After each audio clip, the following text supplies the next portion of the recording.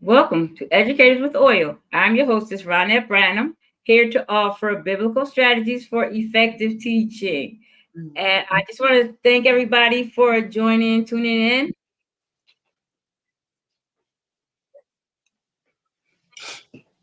You heard that?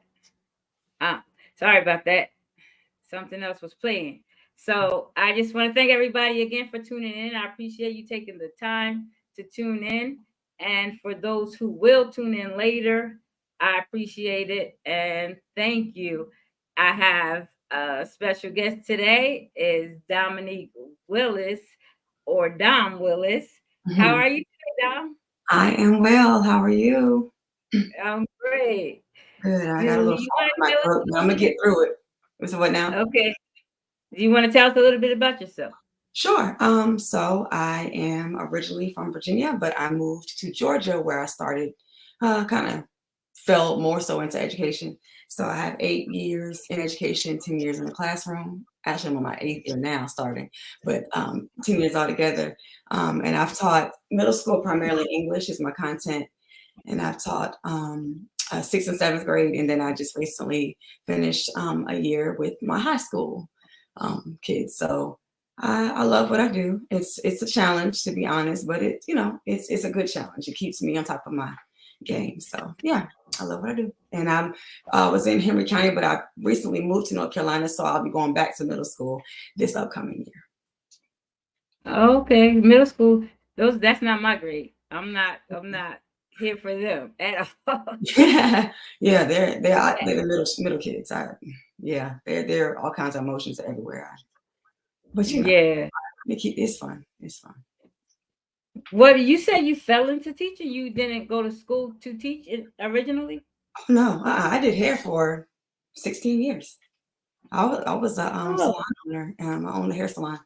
And then I had my husband and I had our first son, and I went on. I've kind of always like taught, like because I also speak often. So I actually went to a job fair because I wanted something that was more stable. Doing hair was kind of like one week I was doing real good, the next week didn't have as many clients to come, and so for stability, I just decided that I would go into teaching, and I went into a job fair and or teacher's job fair, and I went to a couple, and I actually got it was a long story, but it's actually just kind of a faith move, and I fell. That's why I said I kind of fell into it, and I was at a charter school first. That's where I started with middle school, and then I went public, and there are two different experiences that we can talk about later. But yeah. oh yeah, I know. I there's a woman. She's on Twitter, Uh-huh. or no, I'm not on Twitter. She's on TikTok, Oh, and she's talking about she's a public school teacher. How she knows the difference, and not that one is better, but they're different. oh And gosh. so she Yeah. just yeah, she Yeah. talks about it. So we want to get into our topic. I have, like it, there's all kind of schools, school systems, like you said, charter school, public school, Homeschool. Yeah. Christian schools. I Right, mean, right, all kind of. But we work in a public school, and that secular. They don't want you promoting Christianity, but you right, still have to be a Christian. So you still have to walk with that light and that oil, right, and be that educator with oil. right. So, so we're gonna talk about how we could maneuver through that. Do we just be, or is there something that we should be saying? Mhm, But I have one scripture that that can go with this subject. I mhm. think really well, Okay. because we have students and we are their teacher. They look Mhm, up to us. mhm, We have different kind of teachers. We have teachers who are people teachers say that they are stern, whatever that means. mhm. Does that mean they're mean? I don't know. Right. We have teachers who are, easygoing, Mhm, and then some who, are good classroom management, right, have good classroom management skills. right. So First Peter 5:3 says, not lording it over those entrusted to you, but being examples to the flock. So that's what I think. That's Mhm, where I think we lie, mhm, in being an example. So you mhm, can do everything you want to do as mhm, a Christian, which mhm. is who we are. Like, you can't even differentiate that. Right. But who we are, but how do we show it? By being an example. people watch us more than what we say. So Right. I don't know how you look at it. We want to see, that's what we're here for. How do you look at it? How do you maneuver through? Because you have middle school and high schoolers. They're Right. different. I have second grade. So, Right. they don't come in like that. Yeah. So influence and habit. So I can speak from middle school and go to high school. So with middle school, it's they haven't formed the habits. Like I said, I was sixth grade and then I did 2 years of seventh grade. Seventh grade. No, I'm okay on that. But sixth grade, you get to kind of help them with building, the habits that are needed to kind of be successful in life. And so when I was in high school, what I've noticed is that in high school, they're more, they're kind of set, they're habitual. They already have the things that make them tick or make them flow. They've already identified with self more. So it's harder to be yourself without having to be overbearing or being perceived as something premature. You know what I mean? So what I'm saying all together is when I was in middle school, I could just be Miss Willis.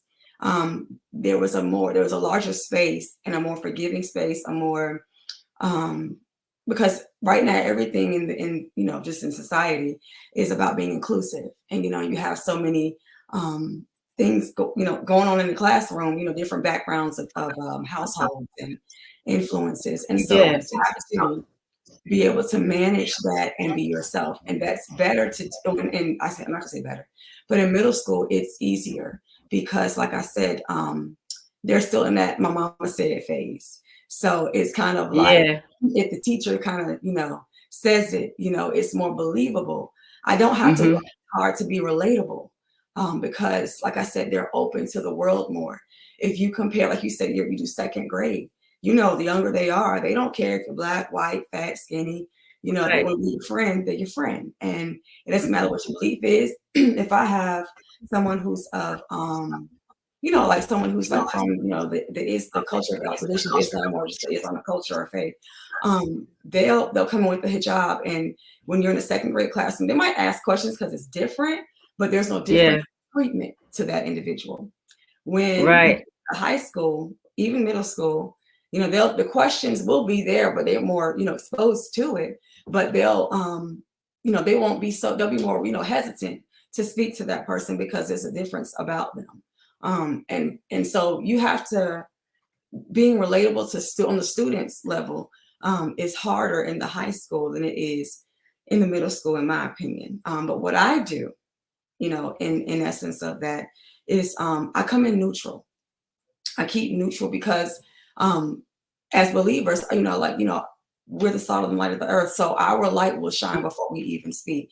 Children are so in tune with stuff. So before you even begin to say, hi, my name is Miss Willis, they have already read me up and down, got my whole life story, history, where I came from. They've already created their own, you know what I'm saying? Notions to who I am. And whether it's true or not, they build from that. And so that's why, like you said, people are watching. They probably went and researched me on Facebook, every social media, thing they could find, because they said they got their schedule. Miss Willis, Miss Dominique Willis is my teacher. Let me go see who she is if they haven't heard about me. So yeah, it's excuse me, it's parents. It's they're already getting their own idea. So I have to come in with who I am, and I don't veer from it because who I am is who I represent. And that's God. And so I keep myself rooted in that. Is it difficult? Yes. Why is it difficult? Because, like I said, the world is inclusive, and they expect you to respect them. We're in the world, but we don't have to be of it. And so when I close my classroom door, it is what it is. But when I step out, I still have on the full garments. I'm just walking neutrally, I'm more neutral. I'm just in that space of well, okay, you know how the students come in and they have their preconceived notion, because everybody Googles I Google. That's why I had a different name. I had my middle name. One of my cousins was like, and who is Teresa? I don't know. I asked you, who is that? And you don't know my middle name. That's my middle name. I had to, because they are looking for you. And so even I talk to my students about, they'll see me doing recording or something, Uh-huh. or make editing or something in my classroom. And they're like, you have a YouTube channel? So they're into it. Right. So when they come in with their notions, do they, high schoolers are, I, I don't know how, I'm trying to say it, like, are they like, they're not accusatory, but they're like, Mhm. this is Yes. right, you should do this. Are they that kind in high school? So I'm a whole minister, right? So when I did not I did not disclose that, not because I'm hiding anything, but because it's professional versus personal, Yeah. and in a professional setting, that's school is, that wasn't really something that I just come out of the gate, and the about me the first few days of school is not, that's not something I include. So, but with high school, and Yeah. so yeah, my lesson plans, I incorporated stuff like J. Cole, I incorporated secular music because in ELA, students like to read. How do you captivate them? How do you get their respect? How do you get their attention? So they can, who is it? I think she's deceased now. I think it was Rita Pearson. Students don't learn from teachers they don't like. And if they don't, Yeah, that's true. yeah, and if they don't like you or they can't relate their reception, how they are able to receive what you're trying to get them to master within the skill, it's hard for that. So in high school, it's very judging. Excuse me, it's very judging, but it's more judging if you're trying to be something you're not. And so you have to know your Yeah. audience. If you know you're not a high school teacher, don't get hired for a high school position. You know, Right. it's not your thing if you're not really willing to do the to deal with those kinds of things. Then that's not the setting for you. Um, I'm okay with being a little more secular in my lesson plans and just kind of doing what I do. But there are some believers and some Christian-based teachers who would not be as open, because I do know that when Christ walked the streets, he looked like them. He talked to the ones who were who were not Right. synagogue looking or of some kind of Sadducees status. So I'm okay with reaching the masses just by being open. High schoolers will come in cussing. They'll come and smell like everything that you can think of, herbal and wilderness like, but you respect them as people. The same viewpoint that Christ had when he approached the poverty stricken. It's the same thing. You're neutral and you're open and you're available, nonetheless. So, yep. Absolutely. Because that's true. That's true because your students know you by your presence. They know Right. you by, your characteristics. And so yeah, my students, they are very comfortable with me. We don't I My students, they talk about church all the time because the community we come from, they go to church. They Right. always saying something about Iglesia. They went to Iglesia and Okay. telling me, but they feel comfortable doing that. Like, they ask me, do I go? Yeah, I go to church too. So I am relate. I can relate to my students, Right. but I see just being, like you said, just being, Right. just being. Who do you want to be? Be that, and Right. you don't have to act like preachy in the classroom. Yeah. Because they won't respect it. When I say I'm preaching in the classroom, it's not that. Like my kids just say, like I had a student, I don't know how many students they stole last year. They they used to steal stuff. And Right. so I would be preachy. I would be so preachy, like we're not still in this classroom, people pay for their stuff, and then it'll take me 10 minutes to get through it. Then they understood. Right. Then they understood. So Right. I was that, but I wasn't like, trying to make them a certain religion because you don't know what they are at home, Right. what their parents are teaching them Right. and what they want them exposed to. So I think if you expose them to the light and just be that, like you said, Jesus, he asked the woman, the Samaritan woman, for water. He just, I hope I'm saying right. He just, she was like, who are you to be talking to me? But he talked to anybody. Right. It He wasn't. talked to anybody. So we're not accusing people. We just being a light, and then they will see it. Then they will like you. I can't see having a classroom teacher or having students in your class for 182 days, 180 days, and they don't like you. Right. I mean, it will be hard to teach them because they're. Mhm. I remember having a teacher I didn't like. Right. I mean, I was good at math, but I probably didn't do as well as I could because I was in 7th grade. I didn't like her, or Mm-hmm. 8th grade, one of those in middle school. Right. I didn't like her, and for no reason. I just was that kid. Like I didn't Right. like her, Mm-hmm. and she saw something in me, like she did, because she would say stuff, but I wasn't receiving it. Right. So yeah, you can't. It is hard to learn from somebody you don't like. Yeah, it is. And so, and the other thing about education, so we're already in our place of purpose, hopefully. If you are a teacher, Mm-hmm. you're in a space of purpose.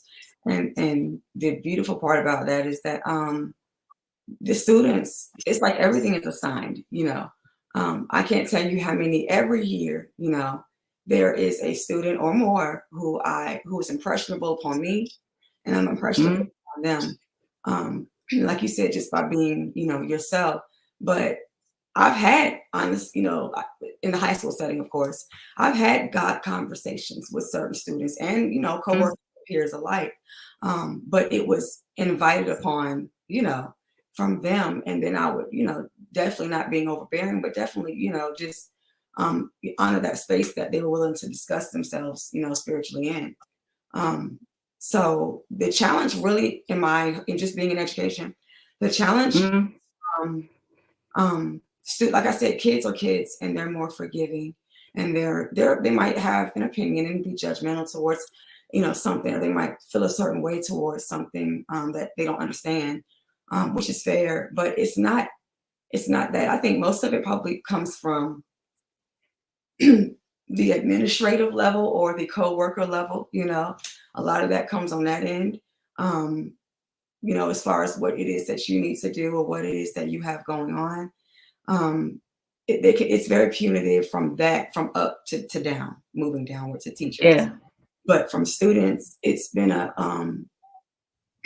usually the students that come in my classroom, I almost feel like they're almost called to purpose for that year. That's Really. assignment for yes, for that's my assignment Mm-hmm. for the year. And ministry can be ministry without being so much without being biblical or religious. Is what Yeah. Mm-hmm. I feel like I can be. And it's funny because you said that your students come from, you know, kind of church background.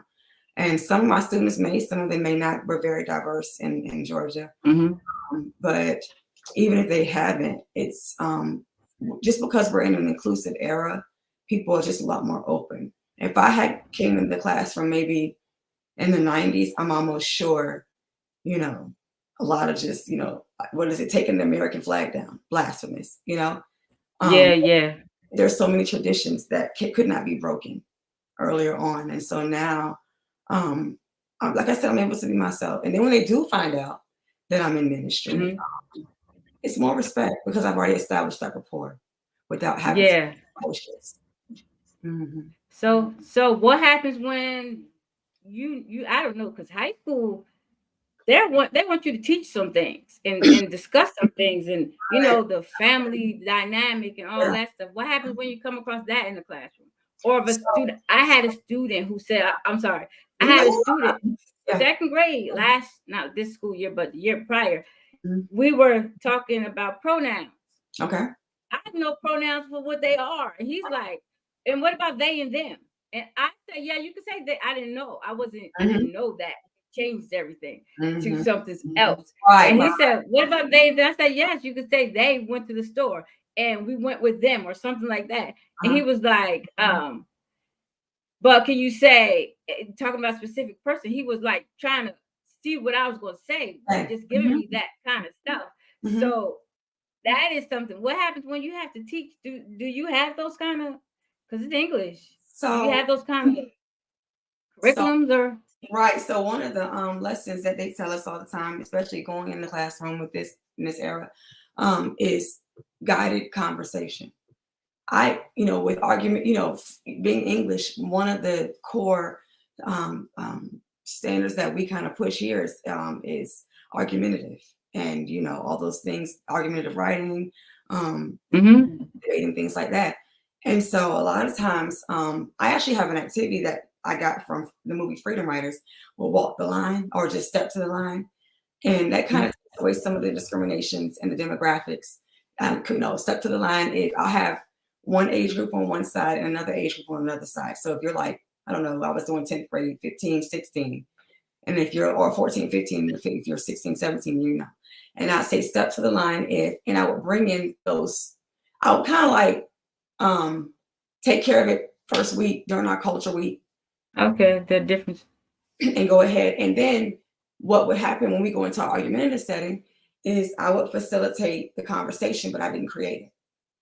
The students can talk among themselves. That's ethics. That's fine. They can do that. Mm-hmm. And I can facilitate conversation just by, well, what do you think about that? What do you, and I don't turn it back onto my opinion, because once again, the biggest thing I think about being a believer or being a Christian based teacher in a secular setting is knowing the difference between balance and knowing that you don't have to like the professional, like I said, versus the personal. Professionally, I'm just going to facilitate conversation. Your opinion, I don't have to argue that of any way. Now, when you step to me personally and it's my office hours and we are talking about certain things, I feel like I am allowed to, if that door has been opened, I'm allowed to go further. But anything, God has got to be decency and order. He's telling me he doesn't press himself upon you. And so I'm not going to press myself in the classroom. But if there's an office, if there's a one-on-one moment, a personal moment, I will, distinguish the professional from the personal. And I facilitate. I don't give opinion. Yeah. Okay. And so I did a show where we were talking about being that light, and we have to be educated with oil wherever we go. Like in the teacher's lounge. We walk in the door. Yeah. When we are in the office with the principal talking to the principal, wherever we go. So just being that light, and people I believe, I don't know if maybe I'm saying it wrong, but I believe people ought to see a light, see something different. Not that they're pinpointing, oh, that's a Christian, but there's something good about that person, or they have a good heart. They could see it. So that's something that I think just walking around in that light. I know I keep saying the same thing, but being that light, no matter wherever we go, I think that covers everything. But we're talking about walking in the spirit. I think that's a difficult space, especially as a teacher. And I'm just kind of bringing some contrast to it, because number one, we're tired, and it's hard to when you're exhausted, or when you have personal things and you try not to bring it to the classroom, into the school setting. And maybe that Friday you weren't so, or that Monday you weren't so successful. And so I think the real question is, how do I shine when I'm really just dim? Yeah. How do I break through and be still a light when I think, and so I think it goes back to perspective of what a light is. A light is authentic, knowing that just as much as I'm spiritual, I'm human, Yes. I think that if I'm walking and my light's a little dim, hopefully my light on the good days that my light was real bright and fluorescent, it kind of rubbed off on you a little bit so you could glow. So now your glow can come back to me and return to me. Absolutely. And build up my light again, because it's a reciprocated thing. Working in faith is a cycle, in my opinion. And so when you are in a classroom setting and you have to recognize everything, number one, is divine and assignment. That's why I said my students are probably for that season called to me just as much as I am purpose for them. And so we're working in a cycle. We're building kingdom just by existing, just our mere existence. So being real and authentic. I'm walking in the teacher's lounge, you might have had me, y'all might have heard somebody in a whole conversation cussing somebody out, and so, and then they might come to me and say, I'm just tired, and I'm like, okay, well, I'm always listening, listening is the first part. And then it's just like, okay, I kind of have to vibe, feel the vibe of where to go next with everything. But I definitely don't walk around, as a Bible toting teacher, and hoping that people see me as number one, a minister, and then secondly, I guess, a teacher. Because another thing that just came to me is a teacher is a part of the fivefold, the fivefold. Yeah. And so being a minister and a teacher, they kind of work simultaneously, And so when you're in the classroom, you are fulfilling, it's a purpose thing. And it's not, we're human, we're okay. If we step to the side and our light dims, hopefully that we've worked it up enough that, somebody can kind of be our light for us because we've kind of shined for them. Yeah. Yeah, absolutely. You had me thinking about the last 5 years of teaching. I taught in one particular school for 5 years, Okay. and it was at times a roller coaster ride. So yeah, but at the same time, I know that there were rough times. People Yeah. see it. They watch how you handle what you handle. Right. They even watch how you grow. Like, oh, Right. we're not doing that anymore. I Right. really lost it that day because you sometimes you feel like you're pushed and Right. you grab it, Right. and I have grabbed it, Mhm. and then I go the next year. I had to think, look, why am I to myself? Why Mhm. do I keep going through this same thing? It Right. has to be something that I need to grow from. So Right. watch the next time this comes around, how am I going to behave? And so that helps me. And then people see you grow. I mean, not that you're looking for people to see you grow because you've grown because you need to grow. Right. But people see that. They do, and they say, you did that well because I wouldn't handle it like that. Yeah. Sometimes, Yeah. Yeah. another time, I remember a few years ago, it wasn't a great outcome. It was, but it wasn't. It Uh-huh. was a lady had to tell me, you gotta be mindful. You can't let people take you there. You can't. I understand what this Right. person is doing, Mhm. right? But you can't let people take you there. So I had to step back and think. You're right. I had to relax. I should have walked away, but I didn't want to. Right? Mhm. That's just real. But then I Right. grew. I mean, I grew. By the Mhm. time this lady left our school, Mhm. I was good. I can talk to you. I'm Mhm. not, I can talk to you. I can talk to you genuinely.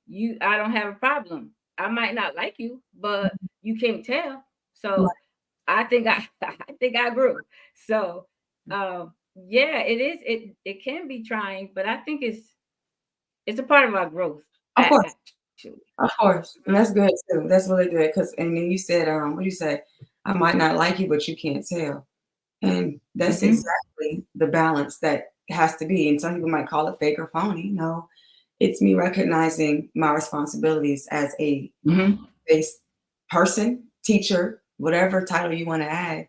But Mhm. as I'm responsible for what I exude because of what he, has put into me. And so, yeah, it's exactly what it is. It's me stepping aside and just making sure that my priority is his assignment. And I think when we remove ourselves, we're able to have that perfect balance that we need to do our job professionally while still being personal and personable to our students and to the people that we work with from day to day. Um, and then you said the maturity piece, and that's huge because the whole idea of educating and being an educator is to facilitate growth, whether it be Yeah. life growth, whether it be personality, behavioral growth, Mm. with growth in knowledge, just knowing, and Yeah. learning the idea of knowing. We facilitate growth, and we cannot facilitate growth if we can't be honest and, like you said, authentic to our own Mhm. examples. And so, another you're talking about just little tidbits and steps that we can and strategies that we can use. We have to put on a constant reminder that it is, of course, it's not about us, but even when we Mhm. feel that we can't master that balance, that there's a greater picture. There's a, like I keep saying assignment, but it is. There's something more Yeah. that we have to do, and we have to step aside and let ourselves live through who we are. It doesn't mean that you can't be. Um, it doesn't mean that you have to be. So let me go back. Being in, this came to me too. Being in high school, or just being in middle school, just older kids. Yeah. They're very much their world is very much their world. Nothing else exists. If such and such isn't talking to me, for this day, oh, their whole world is over because that's their world. You know what I mean? And Yeah. you have to because you know, as a teacher, we're a counselor, we're a doctor, we're lawyers, we are correctional officers, you know, we're all these things. Mhm. Even in the elementary setting, I can, you know, just about imagine all the bickering that kind of happens. He said this, and Mhm. he said, you know, and so, but in the older, the secondary portion of, you know, being a secondary teacher, um, their world is constantly in front of you. That's what I was getting at when I was talking about, you know, just coming in the classroom. They have participated in all kinds of recreational activities and such. Um, Mhm. and you want to come in the classroom and you want to say things or just kind of say, you know, my classroom is not the classroom for you to be, you know, carry those. I don't want to be exposed to those kinds of things, ma'am and sir. You know, Mhm. and so just as much as you are firm in your faith, there is, like you said earlier, about being strict or whatever that means. But you have to be firm in the foundations of your classroom. Um, Absolutely. yeah, You do. You have to have that. Second graders, they love routine. They love yes, of routine. You course. set that routine early, and this Mhm. is the atmosphere in our classroom. Right, I tell my students we have to be here every day because second grade, we're in the class all day. You right, know, they leave for right, gym right. and lunch, Yeah, yeah. but they're in the classroom. So we have to have a certain kind of atmosphere in here. We can't be It's, in here fighting. We can't be in here doing things to people. right. And yeah, so I didn't mean to cut you off, but No, you know yeah, that it was you no, do it's have to have that yeah, management piece. yeah, Hmm. yeah. Because I think that we think that because we're believers, we have to tolerate, we have to be meek, and we have to be, just calm and just, no, I mean, you can be just as firm because let me tell you, in my going into my 8th year of education, let me tell you how many times how many referrals I've had to write. 2. Yeah, yeah, And one was an administrative directive. So I don't have to write referrals because I set the tone. And that's important as hmm, a believer and as a teacher. You set the tone. If you are going to be an example, use that to your benefit. Set the tone. And when you set the tone, it doesn't mean be sacrilegious. It means by being who you are, stating what you will tolerate within that setting of your classroom. And kids are trying you because that's what they're supposed to do. And that's yeah, growth. I think that growth was a big piece that you said. And so yeah, understanding the purpose of why we're here doing what we do, setting the tone so that we can do it effectively, you know, and then making sure that we remind ourselves that we are authentic to who we are, despite of what we are called to do, is what I would say. Yep. absolutely. You said a mouthful. Yeah. I think my brain is going off. Like, oh Mhm, yeah, but mhm. I have like two things. One Oh, thing, sure. do you have something specifically that you do that you might not see any other teacher do? You Mhm, know how setting that tone, setting that atmosphere in your classroom. mhm, Students come in your class. This is what they expect. I mean, not like this harsh rule, but something that you do that students enjoy. mhm. I'll give you an example. Okay. Every morning, Mhm, every single morning, my kids, they don't just walk in my classroom mhm. because I learned if they come in rowdy, it's hard to get them Right. calmed down. Mhm, So I stop at the door. I greet every student. mhm. Every good morning. How are you? Yeah. And they tell me how they. I mean, they have all kind of stories of how they are. And I Right. had 21 students, and Mhm, every student, by the time I get down to the end, it's like 6, 7 minutes into mhm, time, and mhm. they understand like this is she cares. And if I just say somebody, a teacher comes to talk to me or something, or principal, while in the midst of that line, Mhm, they will stand right there. They mhm. will stand right there. And if I say, okay, we have to go in because I'm talking to the principal or something, Yeah. they'll wait till Wow. I get to So them. they You didn't ask me. yeah, So I yeah, say that to say, ask, do you have some kind of routine or some kind of something that your students expect? It doesn't have to be that dramatic, yeah, but yeah. So, yeah, so I do know this might sound a little, let me just say it and explain. I call all of my students by their last name. I tell mhm. them, and then I learn their names very quickly. Teachers, my colleagues, teammates, whoever, are very much impressed on how quickly I can learn names. But it's because I'm intentional. I give myself Mhm. the first day of school. After the first day, the second day, if I'm stumbling, It's probably because I just had a crazy week or whatever. PD was extreme. But I make it a point. I have to learn their names primarily, and then I'm going to call them by their last name. Why? Because the last name may not seem so personal, but believe it or not, it's actually personal because nobody else in the building is probably doing it. And they ask me, well, why you always call us by our last name? Well, you call me by my last name. You say what, Miss Willis, right? And why do you do that? For respect. Okay. So then I would like to reciprocate that same respect to you. So let me, make sure Williams, hey, Jones, hey, and then sometimes if it's real, if we're vibing real good, and I got like 2 or 3 Jones in my classroom, I'd be like, Jones 1, Jones 2, or they got a feature about themselves, brown-eyed Jones, and then they end up abbreviating themselves. They call me BJ, BEJ, brown-eyed Jones, and it's funny because literally by the first semester, this is 6th grade and up, they're calling each other. Outside of my classroom by their last names. Miss Willis, have you seen Smith? No, I haven't seen Smith, baby. You might want to go and, so it actually builds rapport. It may sound like it's not, but it does. It builds rapport. It establishes respect, and it's different, and it makes me, and in a sense, it's like, I honestly tell them I don't call anybody for their last names because their first name is probably something that I can't pronounce and I don't want to mess up their name. That's what I really tell them. Yeah. But then, because we get, parents are real creative. So I try to make sure I don't disrespect that space.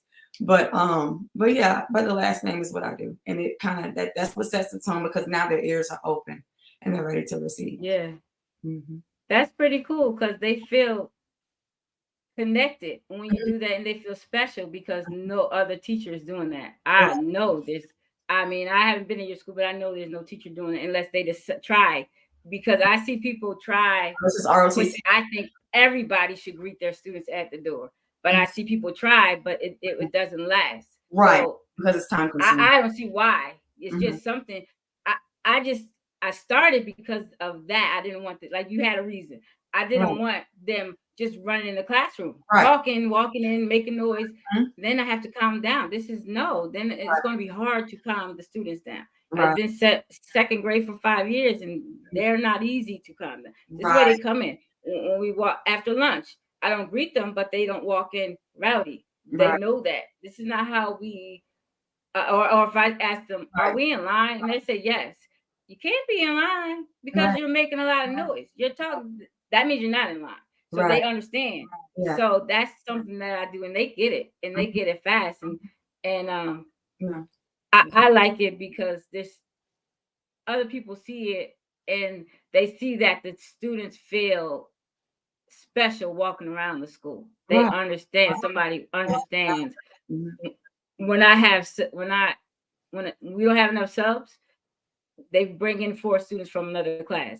My principal's like, you know the routine, get in line. Don't even think you're just walking in the classroom, so they understand. That's what we're doing.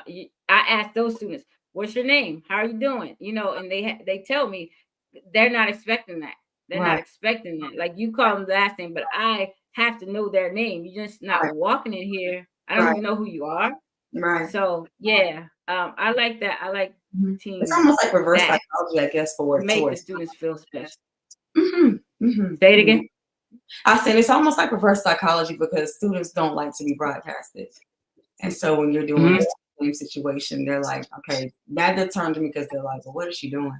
Why is she calling a little name? Okay, but is she going to say my first name? And then they look. By the time we get to the end of the year, Miss Willis, did you ever know my first name? And I tell them no. I did not. I've been in your class all the time. You never know my first name. Do I call you by your first name? And I said, girl, I know your name. Hey, Kayla, I know your name. So it's always just that good, But yeah, it's just like you said, it's making them feel like they matter.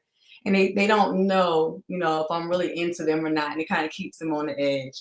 And then, like I said, when they're able to, just build that connection, or just like you said, going and I think a lot of teachers probably can't do that. Or have a hard time with that is because everything is so fast paced in the world that we live in. And so, and I don't mean, they can probably do it for, like you said, the first week of school, after that, it probably falls off because it's like, the why. Yeah. I think the why is not there. Exactly. Just because I saw somebody do it, but I have a why behind it. Yeah. So Yeah. when you have a Yeah. why behind it, you can continue. Yeah. And it's important because little James may be great one day, but the next day you use her, she might have had something happen, and it becomes Absolutely. you want to make sure you address those different days because we're not the same every day, and every day is a new day. So I love that you do that. I have 120. Yeah, I So know. what now? You said what? You said you have 121 students, right? I have 120 plus students generally in a year. Yeah. So with 4 or 5, with 3 to 4, I have 4 classes usually every year. Sometimes I'll have 5. So I'd be greeting every class period. I probably yeah, I'll probably have to go down the hall and say, "Hey, y'all doing? Good. You talk to me, come talk to me, office hours, such, my planning period's this." Because with 120 students, I can see that being a tedious job. Yeah. If something happens that we have to go in, Yeah. I will stop in the front and say, "Good morning, everybody. Yeah, How's yeah, everybody doing?" I do that. I do that. Okay. And it's just I love it though. my reason. I want them to feel like they belong, and I want to set that atmosphere. Right. And it's just fun. It's just fun, and everybody is like, "This is my classroom. We're here 6.5 hours a day. Might as well. We want to be. We want to be here." And so I do that. And the students, when you said that about that every day is different, I had one particular little girl. She's so funny. Say, "How are you today?" And she's like, so. And then my brother slept with me. He was kicking me, or my brother kept me up. She was so funny every day. "I'm good today." And one little boy, "I'm so tired. I was out all night." I don't know how long like they stay, but they're like, "We stayed out so late, and then I couldn't sleep." And you learn They them. have their stories. Yeah, and you learn them. You learn that such and such like Ninja Turtles, and such and such over there enjoys unicorns. And so on those days that they're having a hard day, you might find a little stuffed unicorn and decide, "Hey, I thought of you when I saw this, and I know you love unicorns," but you learned that by taking the time to get to know them by what you do as far as reading them from day to day. And so I love that. Yeah, I like that. So yeah, So I don't know if we left the the subject is where the subject went. But it ties into it. Share? Yeah. Is there something else you want to share, like about any strategy that you think, whenever we come up with a strategy, the person has to feel comfortable with that strategy, whatever it is. I don't care if you say you got to do phonics first thing in the morning. Not everybody can do phonics first thing in the morning. So might not be good for them. Is there some strategy that you suggest any teacher could follow to have that rapport in this type of in public school setting? Have that rapport with your students that anybody can follow. So you're saying, do I have to give, or do I have one strategy that any strategy to offer anybody who's listening that they go into the classroom and they might be struggling? It might be a struggle that you see people have that you got used to seeing people have. I should have asked you this before so you could be prepared, right? Any strategy that you can offer a teacher that can make teaching easy, make some part of teaching easy. So this is what I would say, and this is something that, and this is, I'm gonna tell you why I say that too. Let your classroom speak before you do. That's what I would say. What that means is, I like to decorate. I am a very colorful person. I like to do a lot of crafts. So after July 4th, I'm in the building. I have to report my principal with my administrator, and I'm like, "Hey," they're like, "Oh, here come Willis. She come with her stuff, her kit caboodle." Because I've already pre-cut my letters on the Cricut, put on the walls, and do this, that, and I've already done it. But let your classroom speak before you do. So that way, students you can set the tone before setting the tone. It's about, here's a teacher term. It's the pre-work that makes it easy. Do the pre-work. If you like, whatever is your vibe, let their classroom speak for you so that people, when they see it, anybody, if you have district walk in the building and they are walking by your classroom and you're sitting, but they see, oh, that classroom looks like this. That teacher must be like this. They might, it's just set the tone before you can even open your mouth. And that's half the work. I think that will take away 50% of stress, trauma, struggles, in any processing that you have to go through in order to get to what is our purpose, and that's teaching in a secular world, as Christians. So I would say, I like that. Mm-hmm. I like that. I'm not that. Like I do have a theme ready for this year because I was on a whole mission last year. But when you walk in my classroom, you're gonna see work. Like you're gonna see what those anchor charts, what we've been working on. You can tell. Mm-hmm. But that I don't have all that. Like I had a teacher across the hall. Every holiday she had her stuff. Right. I'm not that. Right. I'm not that. So right. Like, I forget the holidays. Yeah. Christmas is coming. Are you serious? That's me. Like, I love it. It can't be my birthday. I don't know. I don't care about holidays. That's not me. But my room does speak before I do. Right. So I get it. I like that. Yeah, if you're not a crafter, that's fine. If you're not a colorful person, if you just are a person who likes white walls, and that has to speak for you. You know what I mean? And that way we'll know this is this person, this is my teacher, this is how they because they've already, before you open your mouth, they thought of you. So let your room speak for you before you however it is that you are. Yeah. I could appreciate that, really, because that is something every teacher does. Yeah. Every teacher can do it. Yeah. Every teacher needs to think about that because you shouldn't have to. You will have to, but you shouldn't have to explain everything that's happening and going on in your classroom. Yeah. Somebody should be able to see. Yeah. I like this atmosphere or whatever's happening. Right. So I could appreciate that. I thank you for that. Yeah. I really do. So I'm not going to add to that. Leave it, let it go right there. Okay. So I just want to thank you, Dom, for coming. I really appreciate it. Absolutely. Appreciate you having me. We had a couple of people on there. I don't know if they wanted to give a comment or they're just tuning in. Okay. But I don't see any comments here.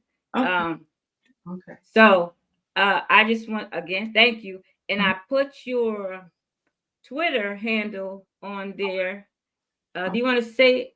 I see it down there. Okay, I can say it though. Okay, yes, I see it. So on Twitter it is at ELA the Willis Way. At ELA the Willis Way. It may not be too much going on right now because it's summertime and vacation is real, okay? But so that's kind of where I will be living as the school year starts here in North Carolina. Yeah. ELA for English. Yes, English language arts. Literacy. English language arts. All right. I was guessing that, but ELA. Yeah. So it's English language arts. If your content is ELA, or like I taught world literature, but I was still ELA. So yeah, English language arts. Y'all don't call it ELA in Jersey? We say ELA, but we say ELA. We say literacy, but it might say ELA somewhere. I don't pay attention. It was always that. Because that's your Twitter. I didn't know if that's what you were referring to. That's okay. Yeah. Because you could have something else going on. I know you were crafting. Yeah, I understand. So it could. I'm with you. So I just want to make sure. Gotcha. Again, I thank you and thank everybody for tuning in. Thank you, Dom. And again, this is Educators with Oil. I'm your hostess, Ronette Brandon. Remember to take your oil with you wherever you go. Thank you and have a blessed day. Thank you. I appreciate you. Talk to you later. Bye, guys.